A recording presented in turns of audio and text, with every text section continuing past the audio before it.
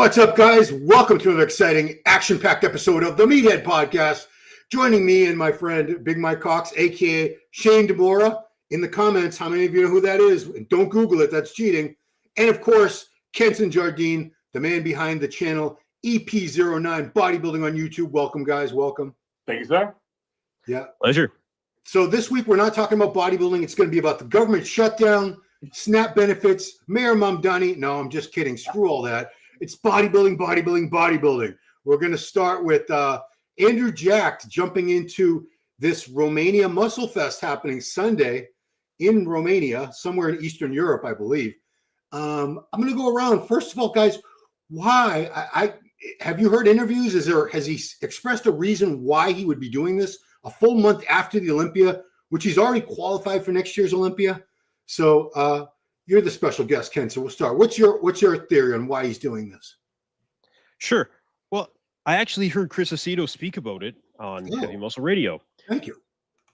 And he said Andrew basically wants to finish this season on a very high note. You know, he wants to come in and dominate a show, essentially. He knows he's going to win. Yeah. But the thing is, I didn't know he was going to win by such a margin of what we're seeing from the lineup that actually came out. But that's what Chris Aceto said. For me, I would agree with that. Andrew finishing the season where he doesn't even need to qualify, right? Yeah. I think it's a good move for him because he is coming off of a very, very high point being the Mr. Olympia, still within very recent memory. This is a good move for Andrew, especially if he shows up better. Now consider that if he shows up even better than he was at the Olympia, that's something that you can carry through the entire season, which I think Andrew Jacked is going to do in order to improve for nothing but the Olympia. Okay. Although the Arnold Classic he is doing, we know that, but I think that I think this is a good move because I think the improvement still with the Arnold still being in there, plenty of time for him to get ready for the Olympia and be better. And you might know this, Kensen. What's the prize money for winning Romania? I don't know. I know the show last weekend in Poland was 10,000. Romania, I'd be guessing. I'm not sure. Wow. So Poland was only 10 because Prague was 30, I believe, right? Yeah, Mark got 30. Yeah. Huh. Yeah. I mean, 10 is still the minimum, which it's been the minimum for 200 years now, I believe, or 30 years. Roughly. It's been a long friggin' time. Mike, so I guess beyond that, what do you think? Do you think he has any other additional motivations for doing this? Well, you know, Ron, like the promoter could have paid him to do the show. Like Jay and Phil both said they were paid about $50,000 to do certain shows. Wow. I know Big Grant got some money years ago to do the Prague show. Don't quote me, right? But if you're a promoter, it would make sense to put this guy in your show. I would pay him to be in my show just to draw the eyes on the show. Without Andrew Jacked in this lineup, we don't know a lot of names in that lineup. You know what I mean? We wouldn't know a lot of guys, right? Yeah. And also, too, man, if he comes in this show and dominates, what will we be talking about until March? Andrew Jacked. 100%. We already know this dude he's a hybrid. He doesn't look like anybody we've ever seen before, right? He's got a different look to him. Being that tall with that kind of shape and frame, it's a scary combination, Ron, because remember, he's his age, he's a little bit older, but his body isn't, right? He hasn't had that wear and tear that a lot of other guys have in his body. He's got a very fresh look to him, right? And when he's in shape, it's like Picasso, like putting something together, right? It's just such a beautiful, beautiful look to him. But I think that, man, we're kind of seeing Andrew Jack's upward trajectory right now. We've been waiting for this, Ron. We've been waiting for this, and it's starting to come to fruition now.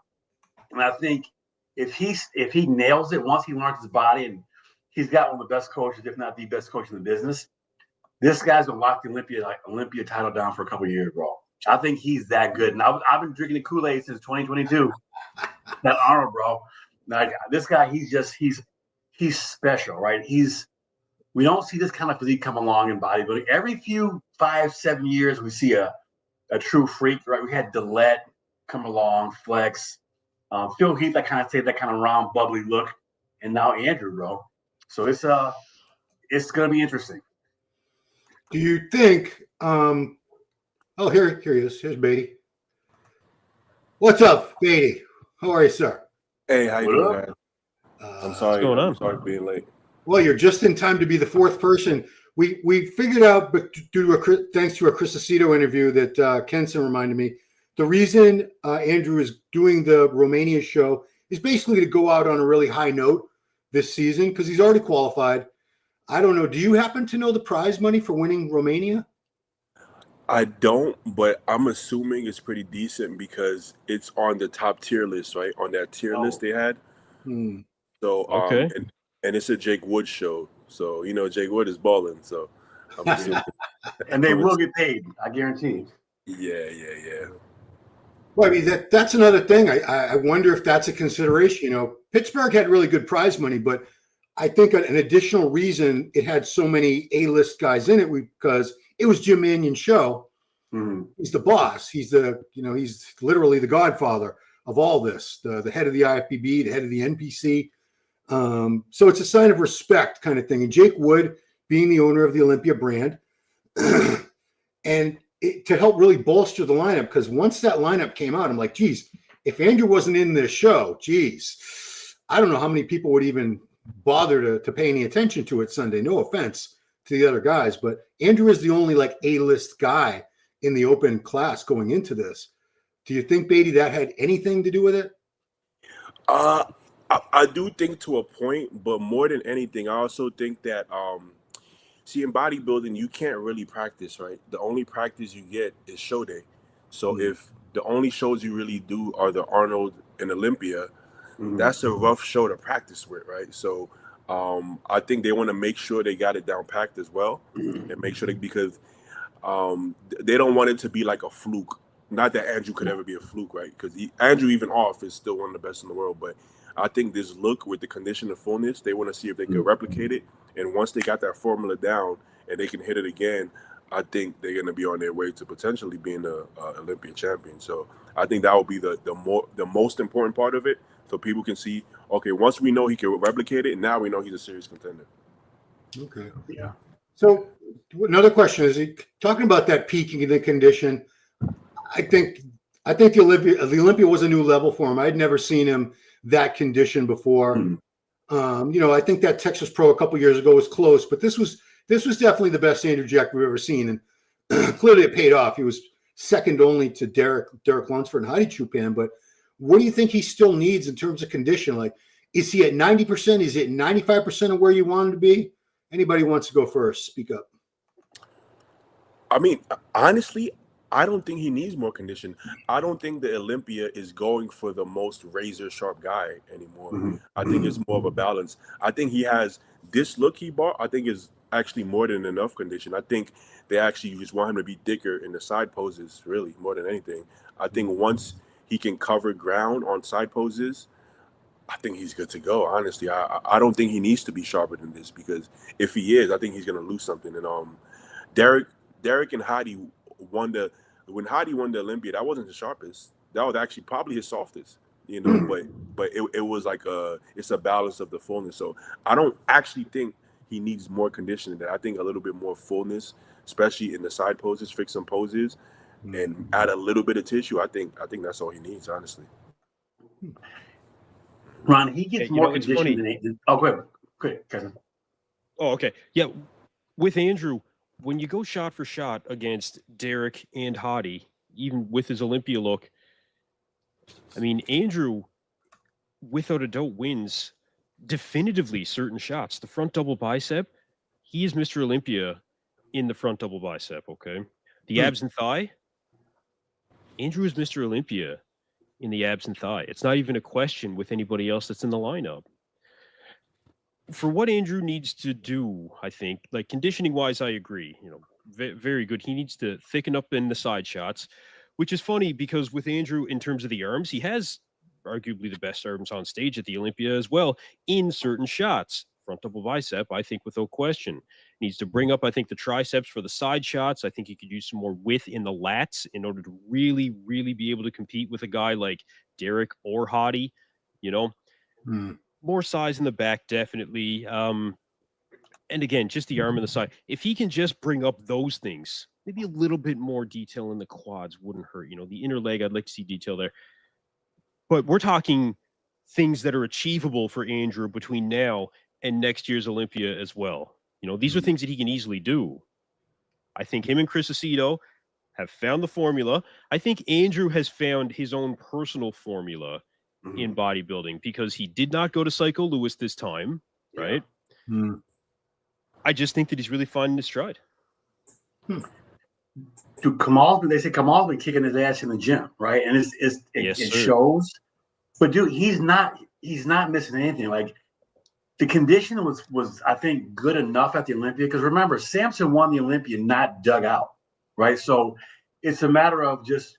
I think when you got guys like Samson and Andrew, those guys don't have to be kind of dug out and peeled like a Derek does, right?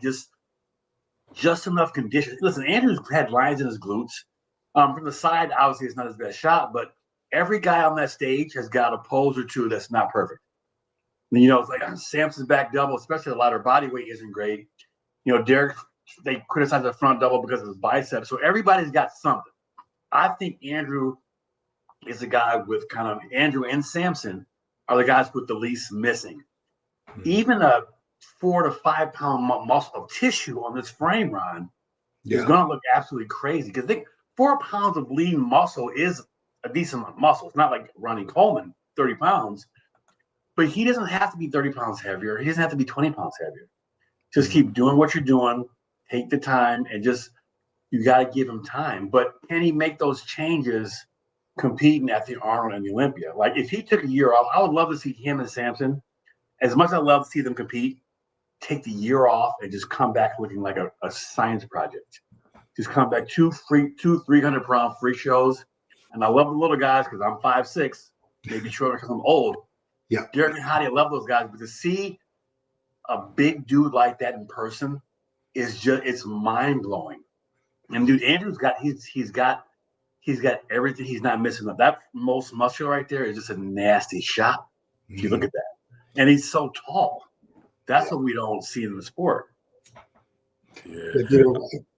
I was going to say, I was on Kensen's podcast with Bob Ciccarello, and the whole thing about the more money in the Arnold, it's great, but maybe that's keeping guys like Andrew, who might be better off taking a few months off for an off season at this point after Romania and just working on a couple of those areas that we talked about and coming back and winning the Olympia next year.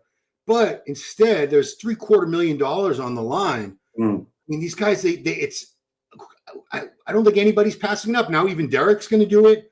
You're going to see Nick. If Hadi can get a visa, which I don't think he'll have a problem doing, I think we're going to see everybody from the damn Olympia at the Arnold because of the money. It's too good to pass by. This is true. You know when people say I want guys to do all these shows and compete, right? Like you'll hear Milo say that a lot. Do every show, do this show, do this show. Yeah. And even though Samson and Andrew are freaks and they've been able to gain tissue anyways, I don't agree. I don't agree with that. I think you should choose your shows wisely so you can move up in the ranks. With all due respect, but we all love Milos, but Milos wasn't making improvements every year, with these shows. So I think if you're a guy who's kind of like a mid-tier guy, I think it makes sense to do all these shows to get your name out there. I think Milos did the right thing. That's why Milos is a household name. But I think when you can potentially be Mr. Olympia, it doesn't make sense. Like Sean Ray did one show every year, right? And you could say, why didn't he do more shows? Well, because he didn't need to, first of all. Yeah. And his goal was Mr. O. He didn't win it, but that was his sole goal. So I think if that's the goal, you got to choose wisely. And sometimes you might have to leave some money on the table in order to win big. It is what it is. And you're pushing your body. Listen, this isn't like a healthy sport, right? You're pushing your body pretty hard a couple of times a year, right? So you have to kind of, like you said, have that balance between doing a few shows and not doing shows. But if I'm a guy and I'm not a top 5 guy, I know those top 5 guys only get money. I'm doing as many shows as I can to make some money. Right, the top 5, 6 guys, they're gonna be in those top 5 the Arnold, Olympia. They're getting paid, but if you're not giving everybody money, the Olympia is prestigious, it's awesome. But if you're a mid-level guy, You go spend that money, travel halfway around the world for a, hey, good job, guys. Here's your sweatsuit. Here's your medal. Watch. It's a business. It's a business decision now. Like, as prestigious as the Olympia is, but if you're not making that dough, man, you can think about it. But Andrew, he's that guy. He's got a chance, and 750 probably go a long way in Dubai, right? I mean, look at those arms. Yeah, his arms are nuts. I wonder, he's with SciTech. I mean, a lot of these, I think most of the big supplement companies have a policy of either matching the prize money. God, imagine if they had to come up with $750,000, or at least giving a big bonus. I have talked to guys that they matched. So if you won 10,000, they would give you another 10,000. You're the supplement company. So I don't know what deal he has, but imagine that if he walks away with $1.5 million after the Arnold Classic. Oof. And the Arnold UK is SciTech's not broke. No. They got money. Yeah, they got money. Yeah, they might have to fire him after he wins the Arnold. He got his contract. So I don't want to make it seem like there's nobody else competing in that show. That's not right. So I want to take a look at the only guy that's going to push him in my estimation, and there are names on there I'm not familiar with at all, but I know what this kid looks like. How do I say it? Joan. So I have a woman who lives in his town in Spain. So she is promising me it's pronounced Joan, like the woman's name, but instead of Joanne, it's Joan. So suck it, all you people who tell me I'm saying it wrong. Anyway, that's him when he was a little pup. So, hey, he had good structure as a little kid. You saw that? Look at the muscle bellies. So I mean, to me, this is my favorite shot of his. That front double bicep. It's nuts. Crazy. Fresh. I mean, yeah, look at him pulling the vacuum. He's 28 years old. Oh, baby. He looks 21 in the face. Yeah, I mean that's one thing I wanted to take note of, because how many times do we hear, oh, that guy's 27, he looks like he's 45 or 50. He doesn't look 40. He still looks, when you see him off stage especially, he's got a baby face. The structure is absolutely insane. Yeah. And he's how he is? Uh-huh. Go ahead. Sorry, go ahead. And he's tall, right? He looks like he's pretty tall, at least close to 6 foot. He is. Yeah. Did you see him standing next to 11 a few times? who did he just beat? Or who did you lose to? Andrea Presti. Presti beat him. I'm sorry. Yeah, he did. Yeah, that's what I mean. Yeah, I know. But standing next to a guy like that, very tall. We also saw him standing next to a guy like Michael Krizo in Prague, right? He's quite tall. He's going to match up, I think. I mean, obviously, I think we know which way it's going to go, but he's going to show again, standing next to a top-level athlete, that he has a serious future in this sport, and he certainly does. He's almost there now. Yeah, I mean, the back shots he doesn't hit the back shots correctly. He's leaning back there too much. The rear double, he doesn't even hit it in the routine, but he crunches his scapula together when you should be spreading them out to show width. He's still a rookie, and why would he be doing this show? He knew Samson was doing this, but I think he's clearly just trying to get, like you said, stage time. Like Badi said, every time up on stage is more experience that's going to help you for the next time. He did British Grand Prix, he did Prague, he did Poland, and now this will be 4 shows in a row for this kid. Yeah, super impressive. I mean, I haven't seen him in person. I've seen Krizo, and I've seen Presti at the gym, and Presti he looks like he has shoulder pads on. So the fact that he looks that big, he actually looks bigger than Presti. He does. He does. He is. Yeah. I don't know. Okay, let's talk about Akeem. You know how big Akeem is? Yeah. And look at Presti next to Akeem. That is true. Right? And then look at Johan next to both of them. And it's like, he looks bigger than all of them. And Pablo is huge. I've seen him in person. So I'm like, this kid is like really big with a tiny waist, a vacuum. I mean, this is. I actually thought he was going to win, if I'm being honest. He's dense for such a young kid. He's got a lot of density to the chest and the delt area and the quads for being so young. They said once he figures out the posing a little bit and gets the condition right, it's just this kid. The trajectory is going to be phenomenal, man. It's so raw. Like, it's just raw talent, right? You just want to bring him to like America, lock him with Jay Cutler, and just Well, he's grow. You know what I mean? They almost made Akeem look small structurally. Akeem is dense, Yeah. but from a structure, Akeem actually doesn't have a big structure. He's like a muscular guy, and I hate to say it, they kind of made him look small, and I think that's why he didn't place the way we thought he was going to place, because structurally, structurally they're so much wider than him. It almost, I don't know. It didn't make him look the way we thought he was going to look. Were you guys upset about that decision? I mean, I've been getting shit because I didn't make an Instagram reel going, the judges are corrupt and blah, blah, blah, blah, blah. Bullshit. But here's the thing is, Presti's quads, they're awful. His triceps, they're not much better.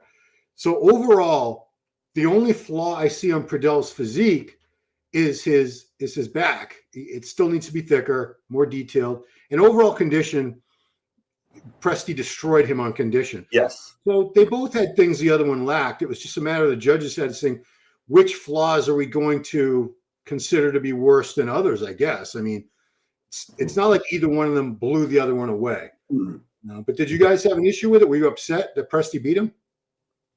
I saw some high-res picks, man. Presti was shredded. Like, he was peeled. So, and again, we weren't there too, right? We're just looking at these grainy picks. So, again, I didn't see the scorecards, but Presti was dug out. So, you have to be there in person. If you're sitting in the audience all the way in the cheap seats, or you're watching on the computer, the better structure always looks better, because you can't see the fine detail. I remember when Dexter beat Rolly at New York, and everybody was like, how does Dexter beat Rolly? And in person, I didn't think it was close, because you can actually see all the fine detail that over the computer screen, the condition doesn't look that different, and Rolly looks twice the size. So I think in person, Presti's condition probably just shined more than it could translate to the screen. Yeah. Well, I think a lot of people were upset because of the fact that Joanne has the obvious size over Presti in the legs is what it came down to. Everybody figured that the better bodybuilder would have been Joanne, as he is simply better developed. Even in the back, like Ron, you were talking about Joanne and how he needs work from the back, and he does. Yeah, he does. Presti had the conditioning going for him in the back, but it's not like his back shots, upper back, is even any better than Joanne's. In fact, I would probably argue that the back double I would give to Joanne in structure, in the upper back. So they gave him the award based on conditioning, but I would have agreed with Joanne winning over Andrea Presti, even given the conditioning, because Badi, I know what you're saying when it comes to, you don't get those details on the live stream. You're absolutely right. But there's no denying the size difference, and everyone thought that Joanne should have been awarded for that. Myself included. The quads, it's night and day. I think that if it was Steve Weinberger judging it, I think he would have given it to Joanne. I think so too, actually. Yeah. I think at the Olympia, if they both qualify for the Olympia, Joanne would beat him at the Olympia, I believe. I agree. Presti, he always wins shows. He always qualifies. He's one of those guys that he'll do well, maybe not win, but he'll always be at the Olympia like every couple of years. He always qualifies. He's very consistently qualifies. Much props to him. Do you guys he got think beat out that, last year? Would you guys agree that like the local shows are sometimes judged a little bit different than Olympia, as far as like you remember when Ross Flanagan won Cali, and then at the Olympia, the guys that he beat him, even though he was in better condition, right? Do you guys find in the bigger shows, size is so much more important and structure more than condition sometimes? Compared to the local shows? Significant, in my opinion. This is one case I would say that for sure. A lot of people don't know who shows up too. I know I don't know, man. Like the shows throughout the year, they are. I think the criteria sometimes is different. I know when you're looking at like a lot of figure girls too. Not to digress, but you see really hard figure girls winning like smaller shows through the year. And then you get to Olympia, and it was just Cindy Gillen, nice structure, not overly shredded, just that perfect combination. So. It's very different, man. You kind of see the trends, how throughout the year, which people win, which lose. But get to Olympia. Olympia's it's a size show, man. Big dudes rule that stage. You know what I mean? So it's kind of like for the local shows, if you're not shredded, you don't get a look. And then for the Olympia, if you're not big enough, you don't get a look almost, right? Yeah. Yeah. Because listen, remember Tampa Joe was on the outside, right? But you saw him. You couldn't ignore that density, that crazy ass back. And once they noticed him, he comes around to the middle, man. So, but listen, I would want to judge it all. Like there's no way in hell you couldn't pay me to be a judge. I did that a couple times locally, and there's no way in hell. Oh, it sucks. I mean, can you imagine judging now with all these divisions? Oh, God. Dude, and the NPC shows, you got open, novice, true novice, different weight classes within the novice, over 35, over 40, oh my God. I mean, sometimes it takes like an hour and a half to get through just bikini or classic because there's so many different subdivisions. So yeah. Well, a good example is like Urs. He basically kind of like pretty much destroyed the regular shows, right? Yeah. And then once you get to Olympia, it's like, as good as he is, well, he's not big enough. Just send him to the back of the pack, right? It's a big difference, man. Like you see that, like you see guys winning, like not this, but when you see Brett winning the show, he looks humongous in that lineup. But at the Olympia, you got some like dogs, bro. It's a different ball game at the Olympia, right? Night and day. Brett is another good example. Like regular shows, he could make weight off of condition and shape. And at Olympia, it's just like you almost don't even get a look if you're not big as hell, Yeah, like right away. Even if you're like big, like Nick, it's just okay, man. Just go over there for a minute. Mm-hmm. Yeah. Look at Sasan. I thought Sasan was the most pure guy in the whole lineup, and he didn't even really get a look like that. He looked great, didn't he? I thought he was phenomenal. I thought that was his best. Honestly, but. I did want to bring up one other big name doing the show. Well, I'll do all three. There's three like Olympia top people doing the show. So classic, I don't see anybody beating Josema. He's from Spain, not that matters, but Jose Manuel Munoz, he was fourth at the Olympia, right? Behind I was going to say Ruffin was the winner. That's who I wanted to win. Behind Ramon, Mike, and Terrence. I think it was Jose after that, right, Josema? Fourth or fifth, right? I believe so. Then it was Niall. Yeah, then Darwin, right? One punch. What's his name? One punch. Yeah, one punch Nas, I think. Yeah. There you go. So this guy, he's very young as well. I think he's 27, shredded to the bone. And I didn't know. Giles keeps reminding me he turned pro as an open bodybuilder. Yeah, and then almost immediately transitioned to classic, where he's done very, very well. He got top 3 in open before.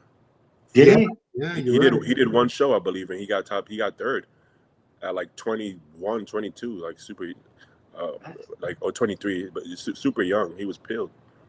Yeah, the conditioning is what freaks me out with this guy. I mean, I'm trying to bring up the pictures. I've seen pictures of details you're never going to see. You won't see anybody more shred than this. It's like impossible. That's nasty conditioning, man. That's nasty and dry. You know how we used to look at Michael the Bull or Logan, and he stands next to them, and he's more peeled than those guys. Yeah. That's crazy. Yeah, he's nuts. That's suffering. Like that is suffering. Like that just that's not from just, 20 minutes of cardio. You gotta look at that shit, man. I'd never wear pants. My ass look like that. I'd walk around all day with my ass ripped. I would have a thong all day. All day, bro. So there's your most likely a classic winner. Just like I think Andrew Jack is probably going to win the open bodybuilding. I hope you can hear the sarcasm dripping in my voice there. And I'll just show one more guy from the show because he's very, very good. He's been how high? I think he's been as high as third or fourth in the 212. Talk about Brazil's Fabrício Moreira. Wait, who's this? Fabrício Moreira from Brazil, of course. Tampa dude. He won Tampa, didn't he? Yes. So he was thick as shit. He's only like 5'2". He looks like very tiny, short-wise, stature, but he's dense. Wow. Okay. Yeah, wow. Jeez. Brazilians, man. Yeah. So I'm assuming their motivation, Josema, obviously national pride. I know it's not in Spain, it's in Romania. What a dumbass I am sometimes. But early qualification, you're going to wrap it up and then either jump right into an off season and chill out for the whole spring, or if the money's good enough for other divisions, we'll see a lot of these people in Pittsburgh, New York Pro. Arnold still does not have a 212, so we won't see them there. Do you think they'll ever bring back 212? I wonder. No. I wish, but not Arnold, man. Hey, I want to see one of these Brazilians have a baby with a Nigerian and see what comes out. And see what happens there, because this is Irish Kyle. That's what it is. I don't know. Sounds like a crazy science experiment, but I'm all for it. That is a nasty condition, man. Crazy. You're gonna have Ronnie Coleman, Munoz over here. Yeah. Have a crazy mixture over there.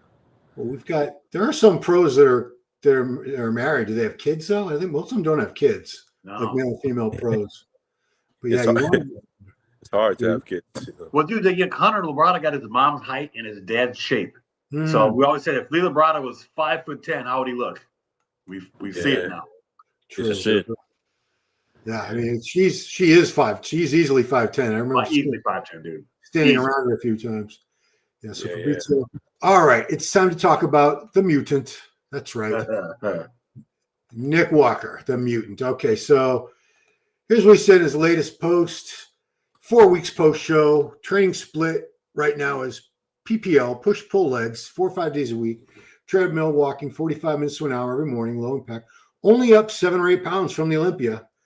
Pushing food high just to get my back, slightly low carbs. And we know he has no coach right now, which, oh no. How can you be a bodybuilder not have a coach?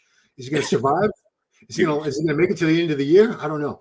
So first question for everybody is, should he coach himself? Can he coach himself? I mean, I know Nick personally, and he's a lot smarter than I think people realize he is as far as how wise he is about bodybuilding. He knows his shit. And he's always like, he's had coaches, but he's always like, he knows what to do. He's not somebody who relies on a coach to like, oh, can I eat the freaks out? Can I eat the chicken breast? Calling them at 6 a.m. He knows how to do his own stuff. So I don't think it's going to be an issue. Maybe peaking the last couple of weeks, he might need some eyes. But honestly, I think he got it down pat. And he's a simple person. I think the simpler, the better. And this way he can keep it simple. Honestly, I feel like Kyle is not a super simple coach. And I'm not going to speak for Nick, but I think Kyle's not a very simple coach.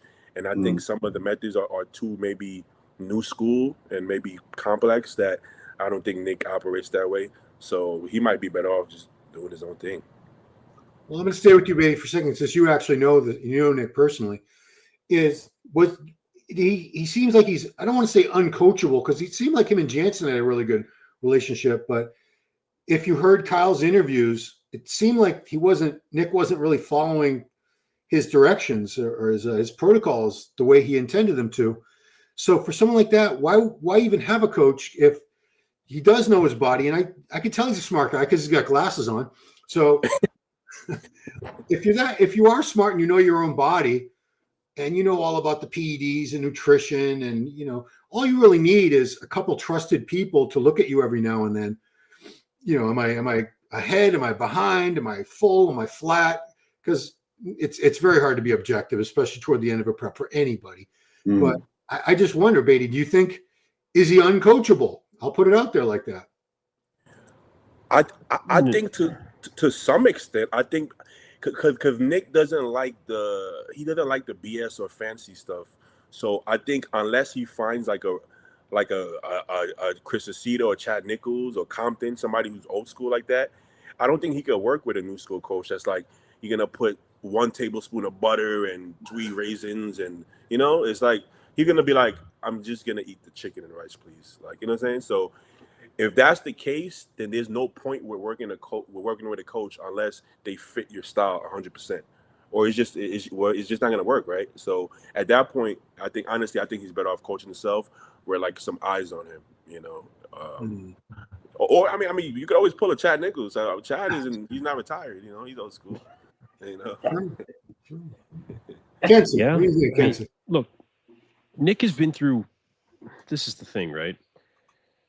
This is Nick's second coach since he started competing in the IFBB Pro League, right? Yeah. What Third, happened with Matt Jansen? Well, Matt Who do you have Jansen was getting out anyway. Oh, he also worked with Dom Supersliced Yeah. Yeah. for a period of time. Right. 3. Sorry. Well, with Matt was getting out anyway. With Dom, he couldn't work with him. Okay. And with Kyle,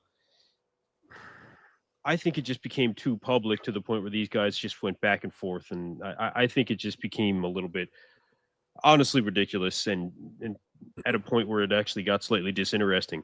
But Nick, moving forward, that is an interesting conversation, especially when it comes to Ron. It's not something I even considered until you were on my podcast earlier this week, and you said, should he coach himself? Yeah. I think that's an interesting situation for a guy like Nick.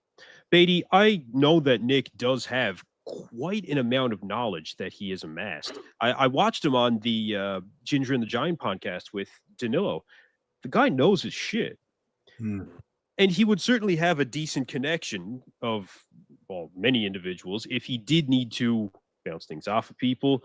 But ultimately, I think Nick making the decisions for himself, just to try it for a mid-season show. And if it doesn't work, you can find a coach before the Olympia. Yeah. Well, I mean, Mike, you and I come from very old days. I mean, people had no coaches back then. Peaking was not this rocket science voodoo. You know, people just got ready for shows, and they carb depleted and loaded and did the sodium and water crap, but it wasn't so complicated. I think they make it so much more complicated now.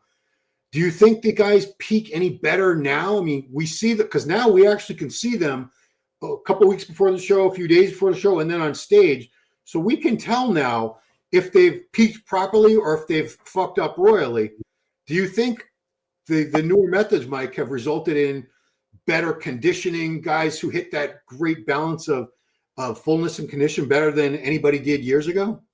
Years ago, they weren't as big, but they were more conditioned and detailed, right? There's so much voodoo bullshit, peaking, drizzle, this, a quarter of fucking salt on my fucking food. Keep it simple, sweetheart, right? We didn't have coaches, but we had homeboys around that looked at us and said, "You're not in shape, do more cardio. You can lower your food." After we trained, we would pose in the locker room, right, with each other. It's just there's so many. I think too, we got to look at social media because these guys are in shape all year round. They're posting pics, they're lean all year round, right? Remember when we would get big? I was 40 pounds above the contest weight, Yep. Right? But I didn't have to worry about social media. I didn't have to show my abs or be lean or pose in the gym. Just, I think what this is like, I don't know, Nick, Badi, you do. Block the noise out. He knows his shit. He ain't stupid. These guys are the best in the freaking world. Tom Brady had a coach, but Tom Brady knew more than his coach. Pretty sure, right? Nick knows his shit. He worked with Jansen. He's worked with Dom. You know, he knows this. These guys know their shit. I think psychologically it's a crutch almost because, yeah, it's easy to see and do it. But I think, too, coaches get so much credit now. Like, oh, my coach. You starved. You did the cardio. You're on the stepper. You're sore. You're like a pincushion, right? Like, I coached one guy, my cousin, and it was just like, do this, done, right? It was simple, right? Keep it simple. I'm not a genius. I'm not as smart as Nick, but I don't think these guys need coaches. You need a good eye, right? They're all the best in the sport. They're the genetic freaks, right? It's just landing the plane, right? Once you get to that, like 2-3 weeks out, your mind is mush, right? Low carbs, the trend, all the shit that you're doing, right? It's just mush. So maybe you have somebody just land the plane for you, but Nick is a smart dude, bro. I guarantee if Nick did his own prep for the Arnold Classic, he would do just fine. He may look better, right? Yeah. Like Badi said, it's a lot of new age shit, man. It blows my mind. Like some of this with all the fancy. The diets look appetizing. They look delicious. It looks like I would love the diet now because I can drizzle shit and have frozen fruit and all kinds. Dude, bro, we had Hey. oatmeal and egg whites and Yeah. metrics and tuna, but we came in shape, right?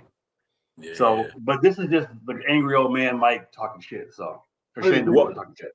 The thing that amazes me is coaches have become like such celebrities now. Not only that, but you'll see guys in the comments, especially on Instagram, he needs to hire, and it's a specific coach like Chris Aceto or Chad Nichols or Boss of Outlaw. It's like this one coach is going to be the answer to this guy's future, that he's going to make him Mr. Olympia where no other coach could, where none of these coaches bat 1,000. None of them get it right all the time. They all have successes. They all have failures. It's a learning curve. I don't understand why people think some specific coach, like if I ask these guys in the chat, who should Nick hire for a coach, and they'll all come up with a different person. You'll see a whole bunch of different names, but I don't understand why any one of them would be far better than the other. Do you guys have any inkling as to why? Because maybe I'm just dopey. I think the most important part is how much attention they're gonna give you. But you have the same 4 or 5 food. Oh, I would hope you do, but nowadays, like Mike said, you got dates and you got raisins and shit. But you got the same 6 foods, got the same 6 drugs, you got the same 2 diuretics, right? Mm-hmm. Like how much voodoo can a coach do to make or break you, right? But and also like what Mike said, these guys are like shredded already, like 8 weeks out. How are you not peaking on stage? How are you not? Maybe you don't need to peak. How are you not hitting it on stage if you've been shredded for 8 weeks already?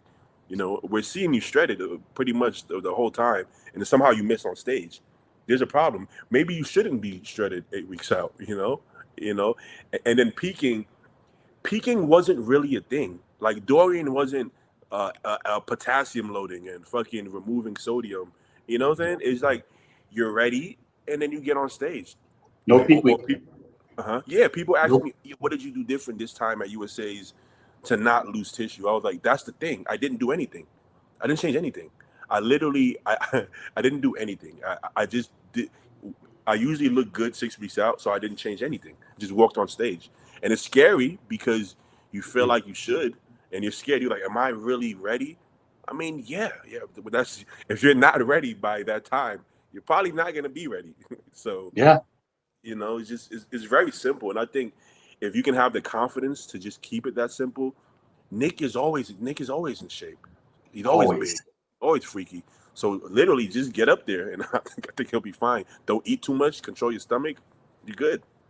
You know, Aceto was 2 for 3. Aceto got it right 2 times out of 3 times. He didn't hit it 3. He wasn't 3 for 3.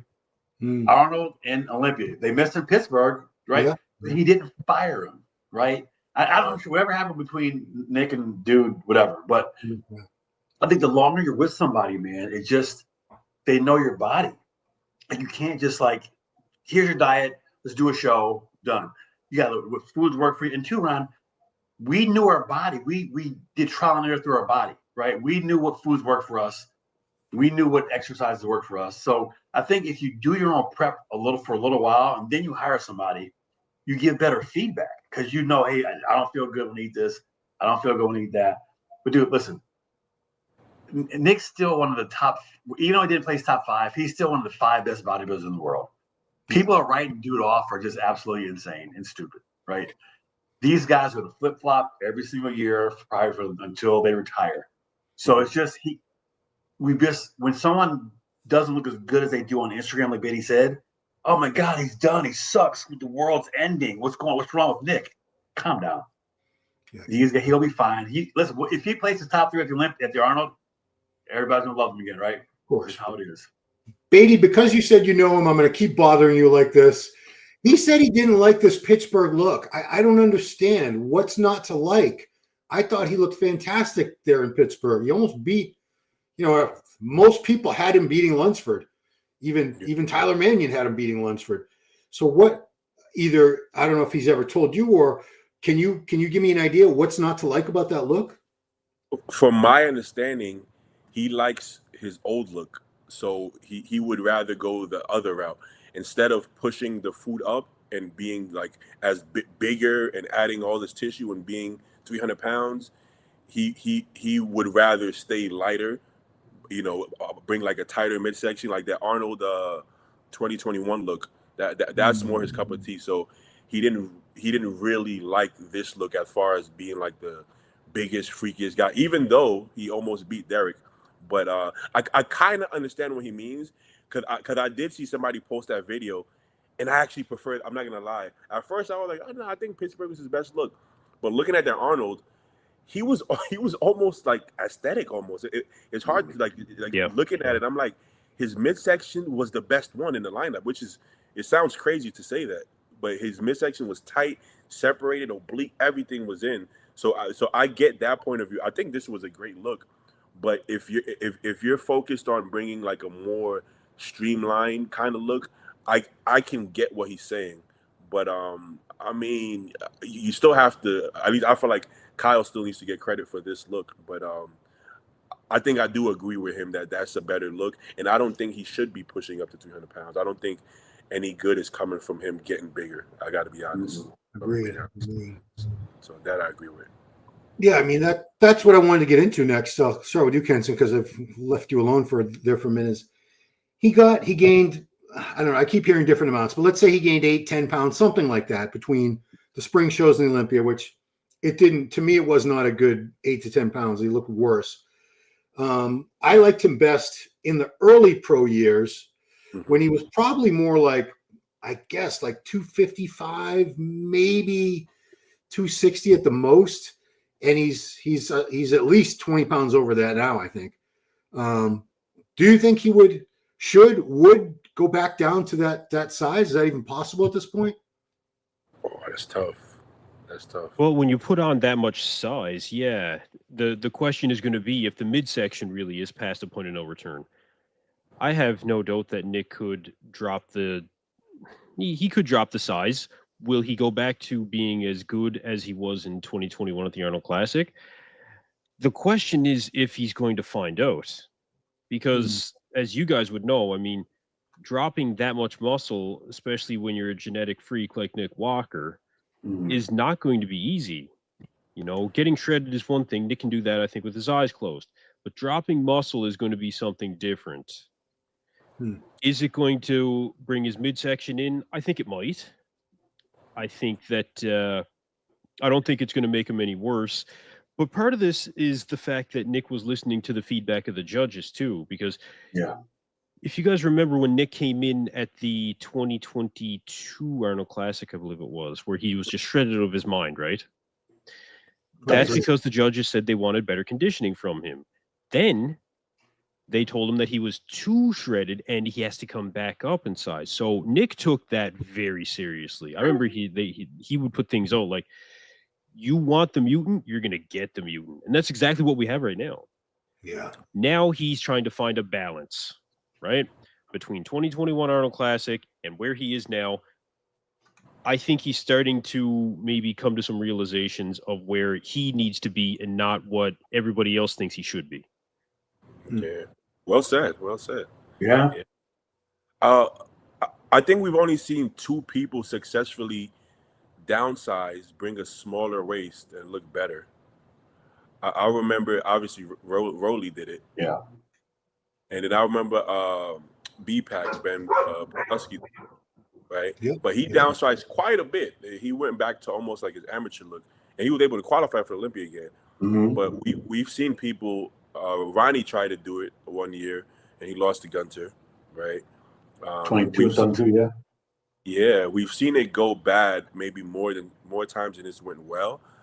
But with Nick, his midsection, I think as long as his stomach is not full of food and under control, I think it's fine. Because when you look at his hips, like in the back poses, he doesn't have wide hips. So I think structurally, as long as there's no distension, and he has good abs when it's like flat. So I think he'll actually be fine because he doesn't structurally have like huge hips, right? So I think he could pull it off, and he has big arms. That helps the waist when your big arms are big. So as long as his legs look good, I think Nick at 250, 260 is maybe the weight. 270 it's just, bro, he's 5'7", man, or 5'8". Let's give him that. Oh, he ain't 5'8". He looks me in the eye. Okay, so 5'7". Yeah, Yeah, on a good day. Yeah, on a good day. 270, man. I mean, that's a lot, bro. I don't think anybody needs to be 270 if you're not 6 foot plus, you know. So, but that wasn't his game plan until he got with Kyle, right? So I don't. Knowing him, he never wanted to get bigger. Once he turned pro, he wasn't trying to get bigger. Any muscle he added was just him being a mutant. But this was the first time I see a coach actually push his weight up intentionally, and I don't think that was a good move. I got to be honest with you. Yeah, and two, like you said, when you're on stage, when Nick comes out, we look at his stomach. Like certain bodybuilders, when they come out, we through the social media or just hearing it all the time, we look at that body part, right? We look at Hadi's shoulders when something comes out, and we look at Nick's stomach. And when you, like Milo said, you got to keep that thing glued to your at all times, because when you're posing too, he does a lot of his posing routines are almost like guest posing. So you kind of relax your stomach a little bit. See, there when he's doing the mandatories is tight, but when you're relaxed, we always look at that stomach. So he's like Badi said, from the back, his waist his hips aren't huge. It's just that abs, you get the ab control back. But 5'7" at 270 is a big ass dude, man. That's a lot of goddamn muscle, bro. Like, bro, there's guys in 212 who are like heavily muscle guys at 5'6". So yeah, that's insane. That's telling, man. It's a lot, but can he downsize and not lose size on his legs? That's the thing too. That's the tough part. Man. He can't afford to lose any size in the legs. No, he cannot afford to lose a single centimeter off of those legs. It will not be worth it. He'd be better off staying where he is now. Yep. Pin some of your gear in those sweeps, man. No problem. I mean, I'm not sure his legs have gotten any bigger, to be honest with you guys, in the last couple of years. I think his upper body got bigger and his legs, to me, they look like they stayed the same. I mean, if you measure it, it's probably bigger, but visually, I mean, it looked pretty big at Pittsburgh, but I mean, everything was big. Yeah. So I don't know. Random question: should he grow his hair back? Yes. I say he is. No, I say no. Let it go, man. Stop fighting.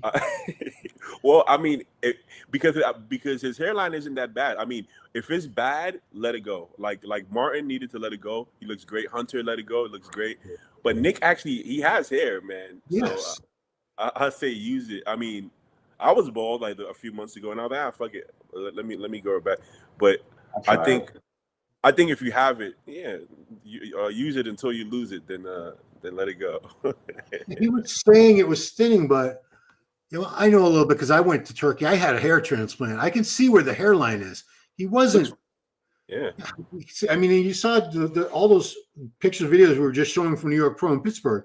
He's got plenty of hair. I know people gonna say, "Oh, I can't believe you're talking about his hair." It matters. Everything matters, though. Everything matters. I think so. Really, being bald, it looks a little freaky too, though. Like just an angry freak. Look at that. It does. Yeah. I think for the fan base, the hair is good for the fan base. the demographic, the young demographic, I'm just saying, some people look great with a bald head, mostly black guys. But thank you. Yeah, that's true. I know Nick doesn't look bad. He's still a good-looking dude, but I think the hair, God, those of us who have lost our hair, it drives me nuts to see someone who has hair and just, I'm going to shave my head just for the hell of it. If I had dreads, I would have dreadlocks right now, bro. Trust me. There's been a day when you don't have any hair and you're like, oh, why didn't I let my hair grow all those years? Hey, you remember that 1 year? Didn't Ronnie grow his hair back in 2007? Like during that for a minute. Was that a piece? Was that a hair piece, or was that his hair? Oh, I don't know, man. I can't see Ronnie in a hair piece. Can't see Ronnie in that. I don't think Ronnie gets it up. This is like the worst picture. If I was Nick, I would have said, Gilko, bro, please take that one down. Yeah. Oh, yeah. It's like Crystal doing That is the pretty bad. Sergio You're right. pose. Yeah, awful angle. I mean, it does illustrate that it's really the midsection's the only thing throwing his physique off. And I think he can bring it down. I don't think he needs to go down, lose 20 pounds of muscle overall to do it. It's just whatever he was doing that caused that midsection. It really blew out the most to me this year. Just in between the spring shows and Olympia, it seemed to me like it got a lot thicker and more bulbous, more bubble gum look. It wasn't like that before. He's never had a tiny waist, but God, I mean, think about, like we were just talking about the 23 Arnold when he was really streamlined and shredded. The 22 Olympia where he got third place, the waist was not an issue at all back then, at all. No, He got third place in the world. My God, the only people that beat him that year were Hadi and Derek. And the abs were crisp, like that real deep ab type, crazy ab look too. You know what I mean? That's when he has those abs like that, he's very impressive.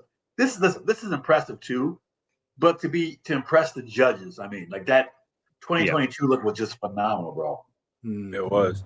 What do you guys think about people posting pictures when they're hitting back poses and talking about their stomach?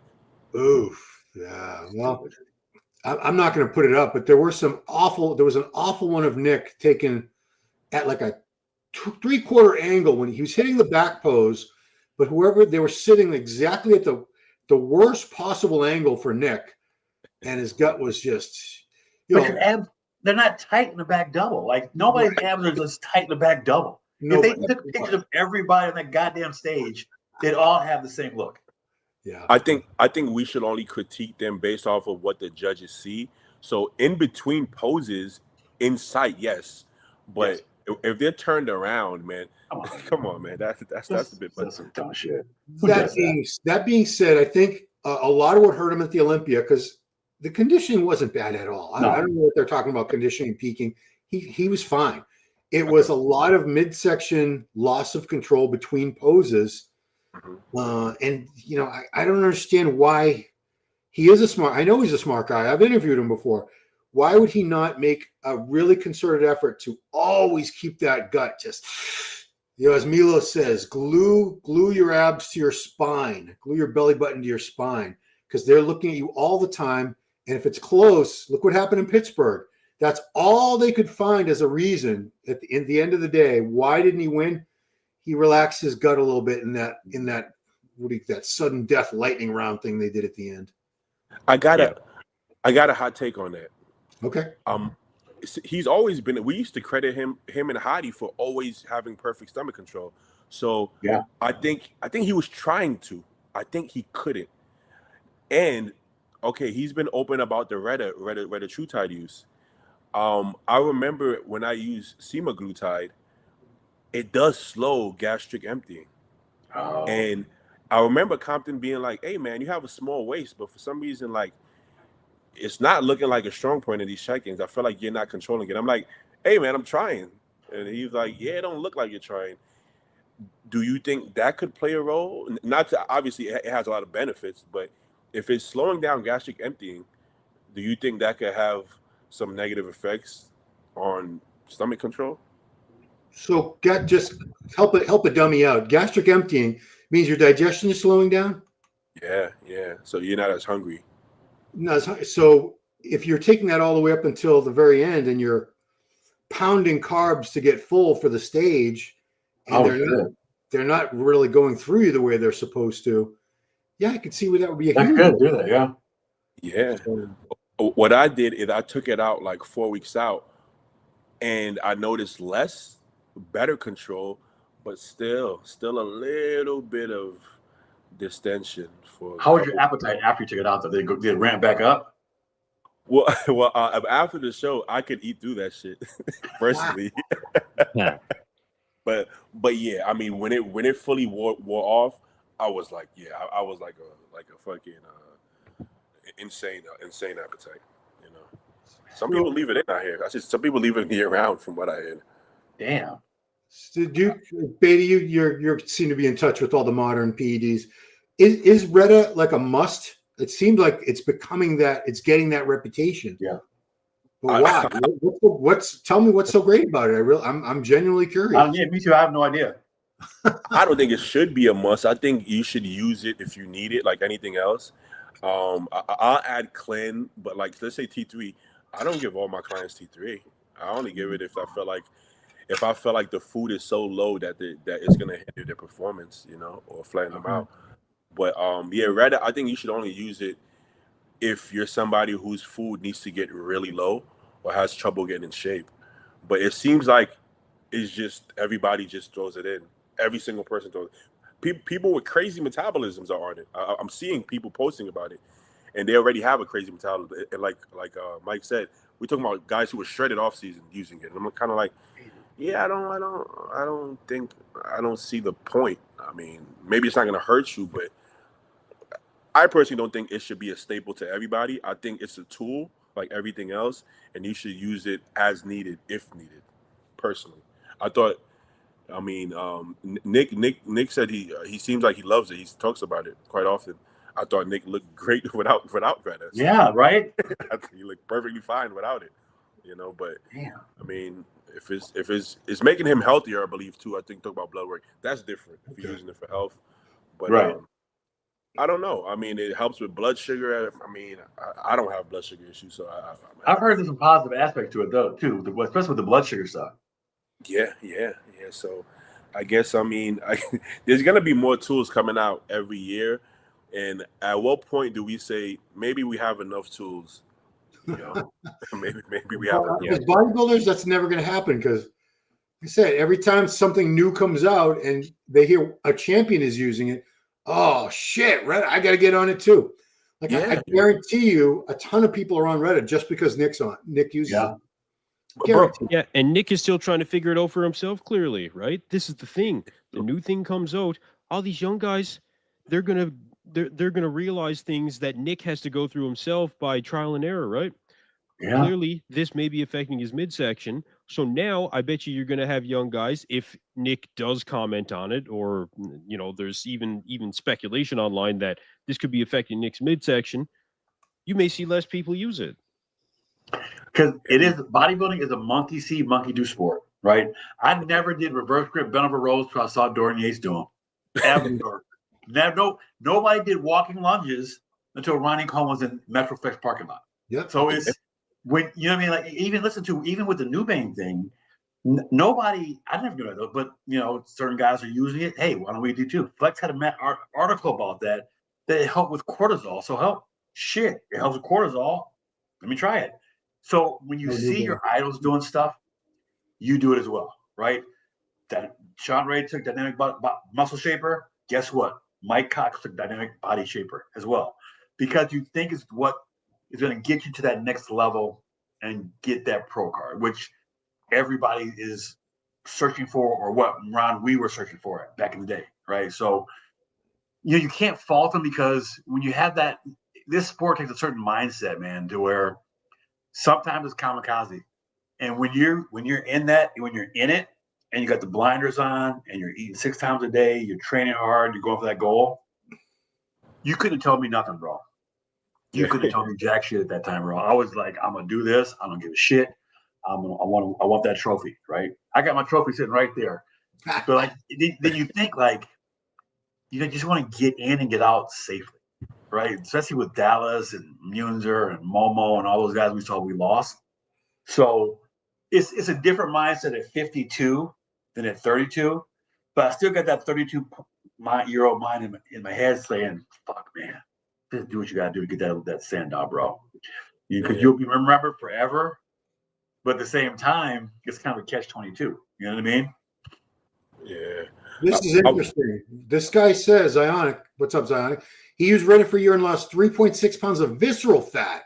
Wow. Which is the fat that's inside your organs, which that should shrink your midsection, because I probably have 40, 50 pounds of visceral fat in my big belly. Does that make sense to you guys? Does that compute? It does. I mean, it technically it does. I mean, it could, but still, what are you trading though? Like, what are you trading for that? Like I said, if you got, if your stomach is bloated, but you have less visceral fat, I mean, they did a better look. It's so You know? true. Yeah. That's what I That's tell a good people. look. Like when people say like I have to think, oh, what do you think about Mentz or Trestle? I don't even know if it's the same thing, Mentz and Trestle. I don't even know what the difference is. Yeah.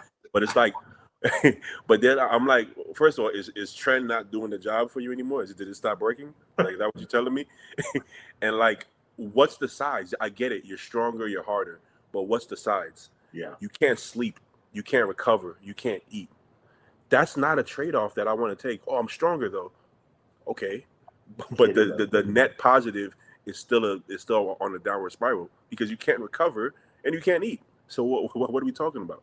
You know? So what's the trade-off? Okay, I lost some visceral fat. The judges don't measure visceral fat, but they can see the bloat.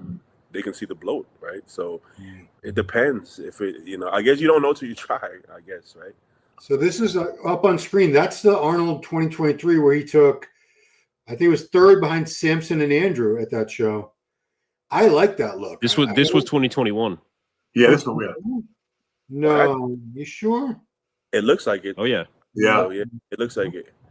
Look at Yeah, the I'm abs. sure. Look at that's a beautiful. That's a beautiful physique. Look at that. Yeah, I mean, That physique, how was that physique done 3 weeks ago? he's I think one of them better than 6. It's like I know it's bodybuilding and we love mass and we love the freaks, but I like the slightly downsized. He's still huge. It's not like he's never going to be a small guy. He's always going to be one of the biggest guys. Pound for pound at the Olympia, I think height and weight, he was probably the biggest guy in that show. But this look is still competitive, is what it comes down to, from a muscle mass standpoint. Look at the quads. The separation of quads. I think it's more competitive. Isn't it crazy? We I say agree. this every time. We still say Phil was better in 2011. Yeah. We still say Ronnie was better in 99, 98. I still think he was better in 99, 98. And we always say this, but we're still bodybuilders, and we're never going to say, this is enough. Let me stop here. You keep going. Like, nobody, you don't go, oh, wow, I look great. Let me not try to get bigger. It just happens. And when you got guys that are like 28, 29, your body's a fucking sponge, man. You're just sucking up that trend and test and D-ball and food, and you're just growing, right? Yeah, I guess Martin Fitzwater is the only one. His stage weight hasn't really changed much, but he's moving up. So that kind of tells you that it works. He came in lighter. He said when he that first year he moved up when he won Detroit, he said he was lighter than the year before, and he was way better. So but you got to speak positive about Martin because I watched his video today and all the haters are talking shit about him. So you got to make sure you be positive about it. I'm just curious, what's to talk? I mean, if you're talking about physique, what are they talking about? I was watching this video. I no disrespect, but I'm 52. I don't give a shit. I was watching the video. He was like, "Oh, it's all social media because everybody's talking shit." I commented that when you talk about your physique, it's not talking shit. If I said you're a piece of shit person, that's talking shit. Critiquing a physique is not personal. Don't get butthurt, right? Dorian Yates was bloated in 94 and had smooth legs. It was in the magazines forever, right? Dorian didn't bitch and moan to Peter McGuff about what he wrote. He came back in 95 was better. I think these guys think because you don't pick them to win shows, you don't like their physique. Martin's got a hell of a physique. He proved that. He beat Mr. Olympia. But when we do these predictions, you do it based on the last show you did. And at Pittsburgh, he wasn't great. So we didn't know. He went dark, came back, looked phenomenal. But it's a whole thing now with, I got to block this guy. I got to block these guys because they're talking shit. Suck it the fuck up. Watch Sports Talk Radio. Ron, you live in Boston.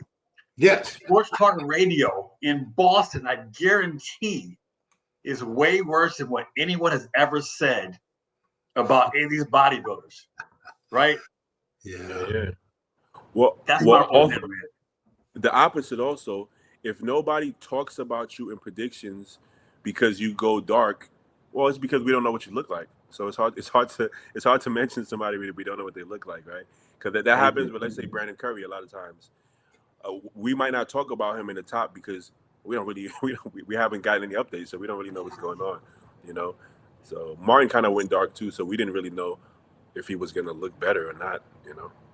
But nobody's being mean to you, man. Like these guys think people are being mean. It's part of the job. You're a professional and you're in the social media area. You got guys in Sri Lanka telling you suck. Don't get pissy. Just block the guy in Sri Lanka. You know what I mean? It's just the sensitivity now is insane. Like it's just you can't take it. Just I see shit on social media. Guess what I do? I keep scrolling. Maybe for a laugh or but don't get butthurt with for not predicting. Like Brady said, nobody saw him. Nobody saw him, and that's awesome. I love that. We don't see Clarita, but we know Clarita's gonna be in shape on that damn show, right? But it's just, I guess it's just when you're younger.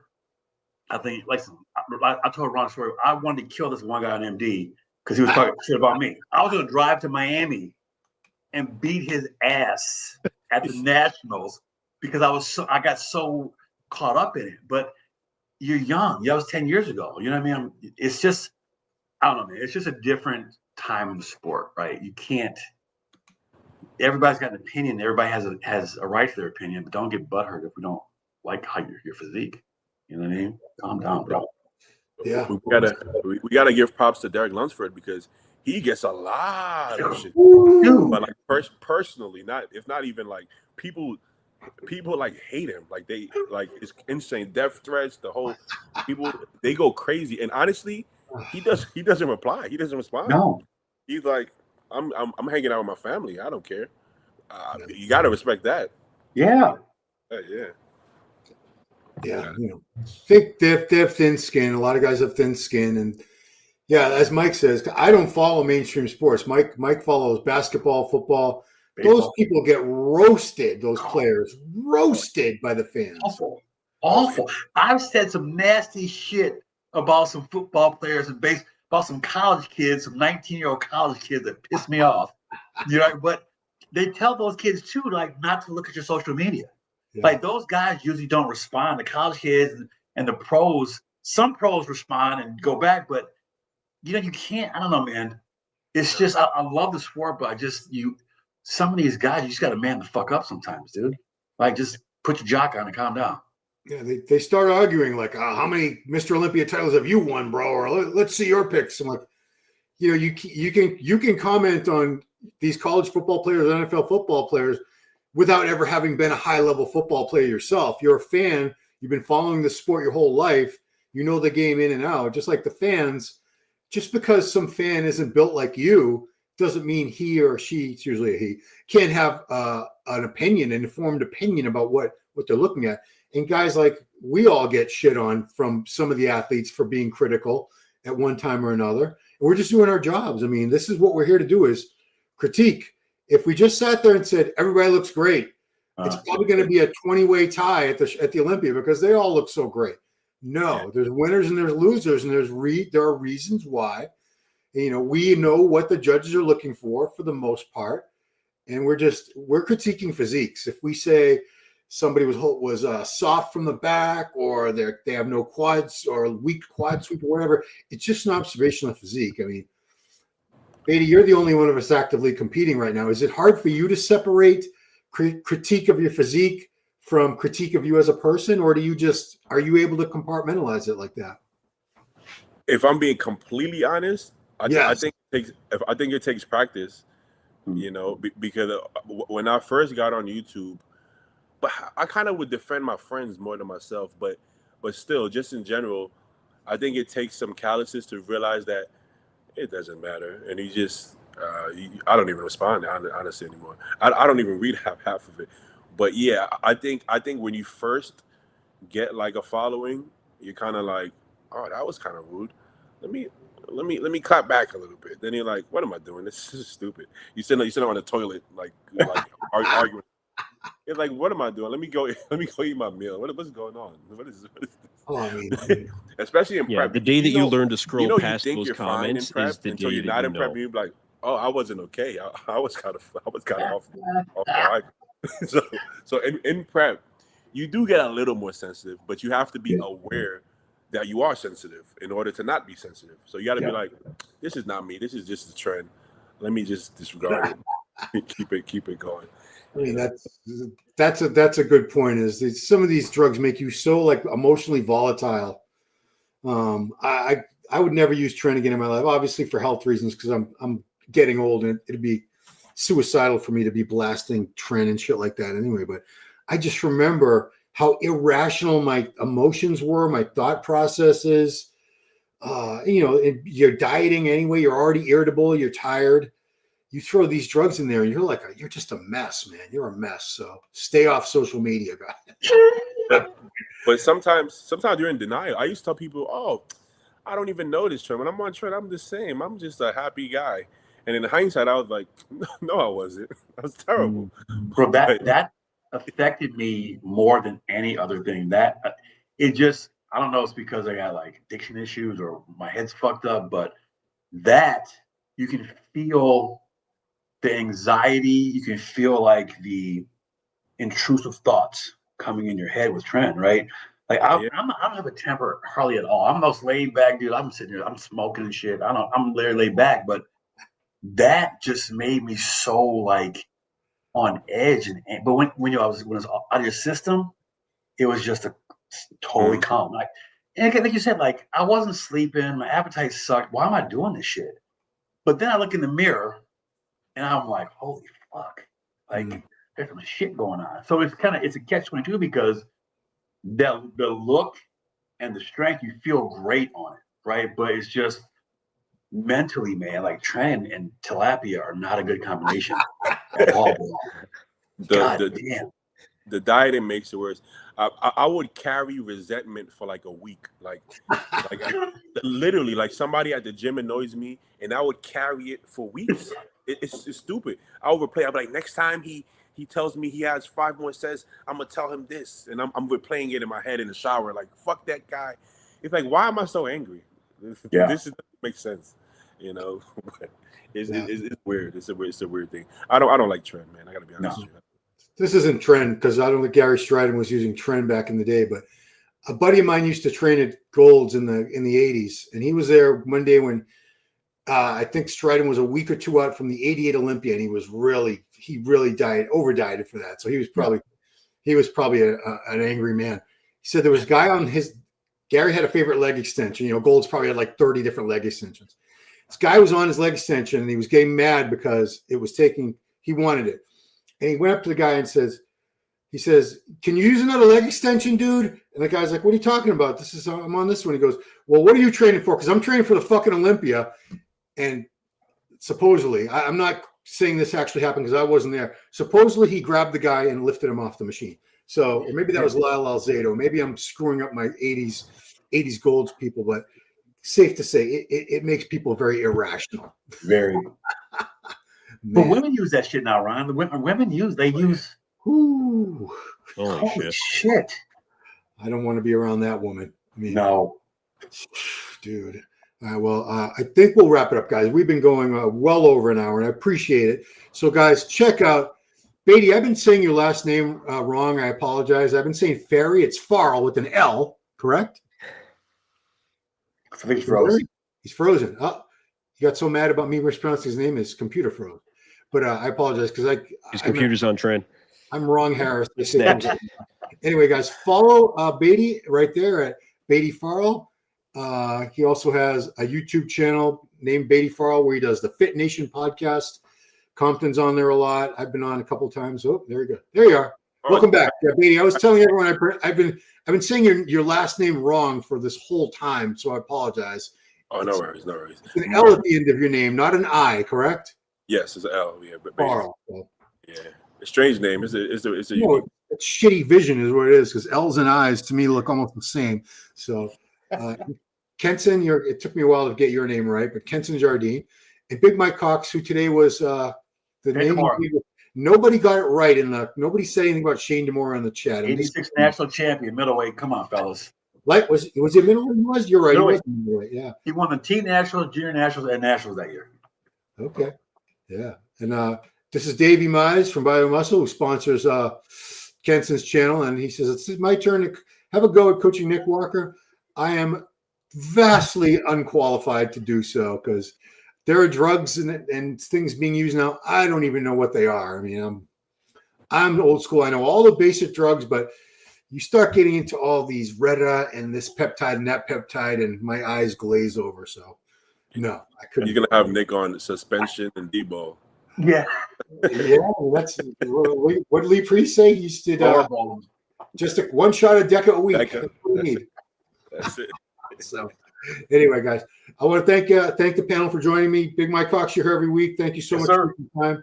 Badi Fari, Kensen Jardine, check out their channels right there on YouTube. They do awesome work on YouTube.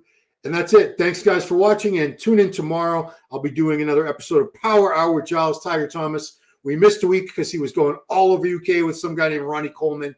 We'll talk about the upcoming Romania Muscle Fest. And after that, show some highlights from the tour. You wouldn't believe how many people came out to see that 8-time Mr. Olympia, Ronnie Coleman.